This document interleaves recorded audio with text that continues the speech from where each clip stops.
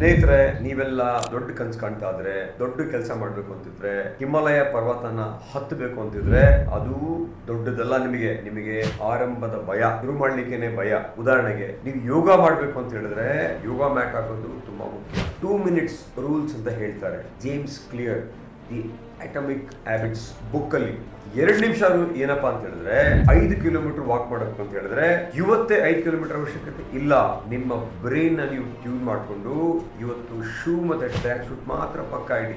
ನಾಳೆ shoe track shoot ಹಾಕೋತೀರಾ, ಆ friction ಗೆ ಆ ದಿಕ್ಕಲ್ಲಿ ನಿಮ್ ಬ್ರೈನ್ ಕರ್ಕೊಂಡು ಹೋಗುತ್ತೆ. ನೀವು ಶೂ ಹಾಕೋತೀರಾ, ಲೇಸ್ ಕಟ್ತೀರಾ, ಟ್ರ್ಯಾಕ್ ಶೂಟ್ ಹಾಕ್ತೀರಾ, ಮನೆಯಿಂದ ಹೊರಗಡೆ ಬರ್ತೀರಾ, ಅರ್ಧ ಕಿಲೋಮೀಟರ್ ಆಗುತ್ತೆ, ಆಮೇಲೆ 1 ಕಿಲೋಮೀಟರ್ ಆಗುತ್ತೆ, 2 ಆಗುತ್ತೆ, 3 ಆಗುತ್ತೆ, ಆಮೇಲೆ 5 ಕಿಲೋಮೀಟರ್ ಗುರಿ ನೀವು ಮುಟ್ತೀರಾ.